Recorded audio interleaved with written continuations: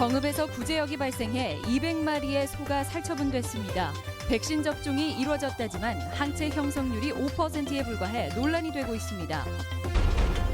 시군들이 앞다투어 개발해온 지역 특구들이 줄줄이 퇴출되고 있지만 도는 내실화보다는 추가 지정에 열을 올리고 있다는 내용 심층 취재했습니다.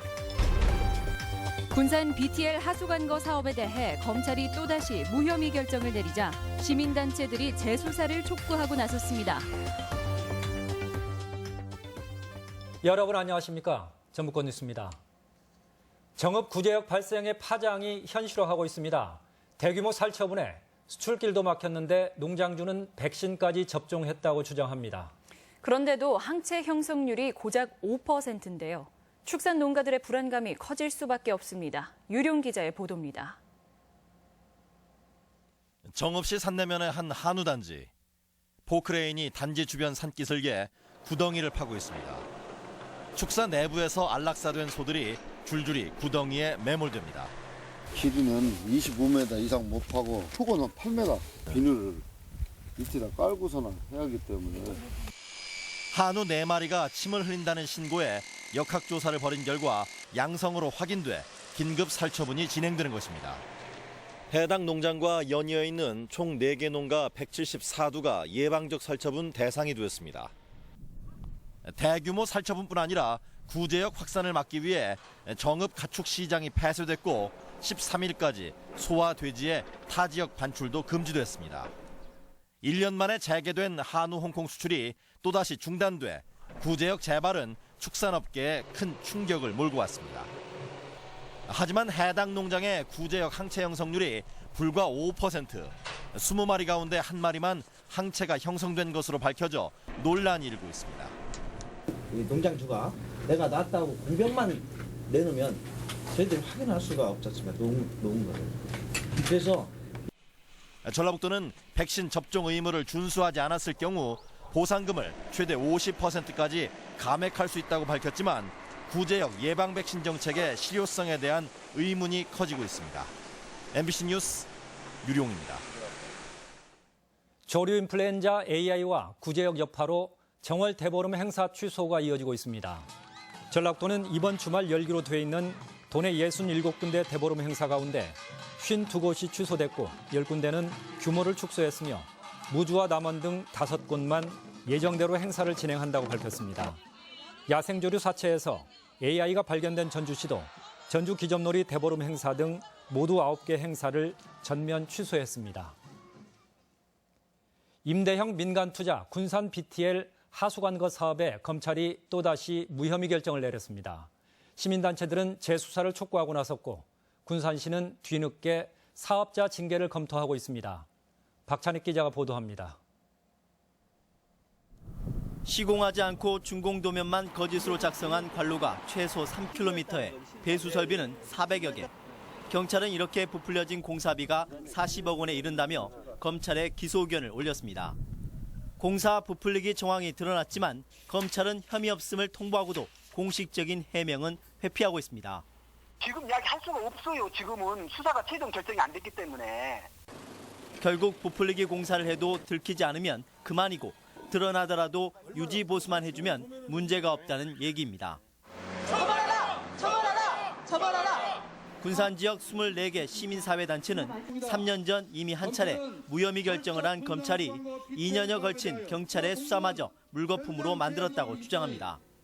구속 수사를 해야 될 만큼 엄중한 사건이거든요. 이건 검찰이 봐주기 수사이고. 지난 2011년 준공된 군산 BTL 하수관거는 준공 도면이 엉터리인 사실이 밝혀져 군산시가 재조사했지만 이마저도 부실로 드러나 국가권익위원회에서 전수조사를 공고했습니다. 국민권익위에서 전수가 내린 것을 왜 이행하지 않는가. 시민들에 대한 불신도 전수를 통해서 불식시킬 수가 있는데 그동안 담당 공무원을 솜방망이 처벌하고 전수조사도 거부해온 군산시는 뒤늦게 시공사와 감리업체 징계 조치를 검토하겠다는 입장입니다. 시공사라든가 감리사 이런 분에 대한 부분은 행정적인 절차를 거쳐서 제재 방안도. 말 많고 탈 많은 군산 BTL 하수관거에 오는 2032년까지 투입될 혈세는 모두 2천억 원에 이릅니다. MBC 뉴스 박찬익입니다.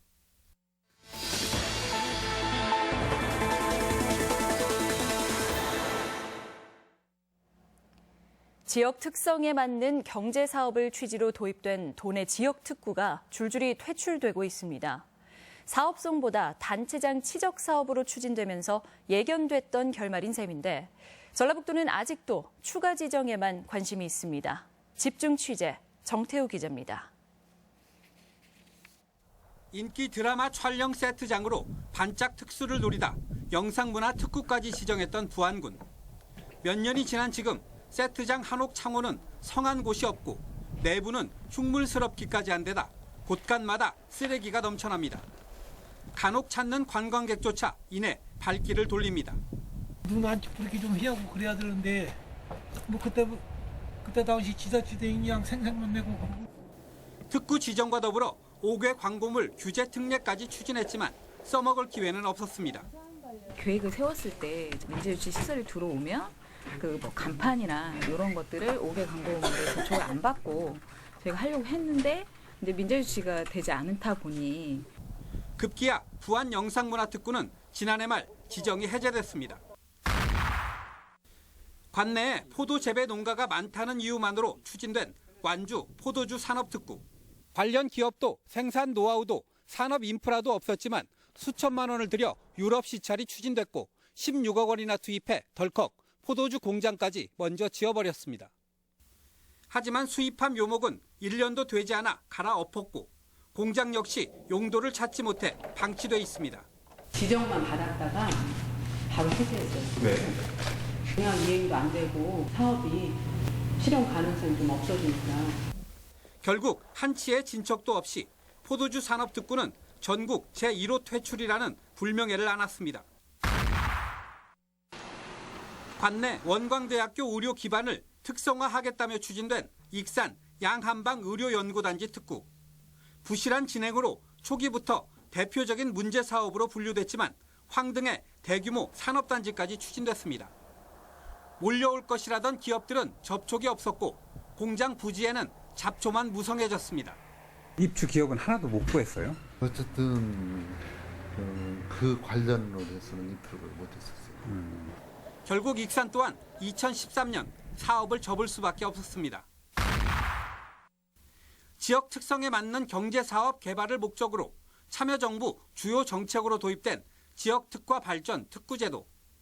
행정 규제는 풀어주되 중앙정부의 재정 지원은 없다는 조건이다 보니 실효성 논란이 있었지만 전북은 신청 열기가 가장 뜨거워 무려 18개에 달했습니다. 사업 초기 2천억 원의 재정 부담은 고스란히 시군 몫으로 돌아왔지만 자치단체장들은 마치 치적인 양 홍보에 열을 올렸습니다. 기업 부신은 하다 말은 안 됐고 그다음에 이 특구도 그러니까 해가지고 그게 실익이 있었으면 중소기업청까지 업무가 떠날려오질 않았죠. 결국 전국 최다 특구 퇴출 지역이라는 결과가 나타났지만 전라북도는 지금도 1시군 1특구 추가 지정을 추진하고 있습니다. 1개 시군에 하나씩은 다 있음으로써 대외적인 홍보할 때 특구 지정이라는 홍보 효과도 조금 있긴 있을 것 같습니다. 줄이은 퇴출과 더불어 완주 여성한방이나 고창 복분자 등 현재도 손질이 필요한 곳이 여럿인 상황에서 신규 지정이 추진되는 지역특구. 자치단체들은 황금알과 애물단지의 경계에서 위태로운 외줄타기를 계속하고 있습니다. MBC 뉴스 정태우입니다. 김승환 교육감과 김승수 시장은 오늘 회동을 갖고 에코시티 등 진척이 더딘 신도심 학교 신설에 대응팀을 가동하기로 했으며 정동영 의원도 국회 차원에서 해법을 모색하겠다고 밝혔습니다. 전주 에코시티에는 신설하기로 한 솔레초등학교 외에도 초등학교 한 곳과 중학교 한 곳이 추가로 필요하지만 교육부는 2차례나 재검토를 결정했습니다. 대선 국면에서 세력이 위축돼 가던 국민의당이 전북 민심 되돌리기 행보에 나섰습니다.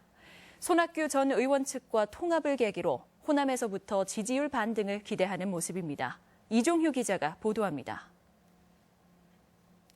국민의당과 통합을 선언한 손학규 국민주권개혁회의 의장은 곧바로 전주로 내려와 기자회견을 열었습니다.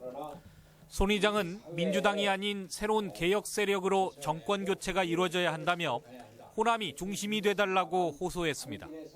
개혁 세력이 중심이 된 더 좋은 정권 교체와 국가를 대개혁하는 시민혁명의 성공은 호남에 달려 있습니다. 대표적 개헌론자인 손 의장의 합류에 때맞춰 국민의당 국가대개혁위원회는 전북대에서 토론회를 열고 개헌의 필요성을 강조하고 나섰습니다. 제3지대 통합의 불씨를 살리게 된 국민의당이 개헌을 매개로 통합의 중심에 서겠다는 의지를 드러낸 것으로 해석됩니다. 내가 나를 대표한다 하는 시민들의 국민 주권에 입각해서 국민 참여를 중심에 두고 개혁과 개헌에 앞장서 나가고자 합니다.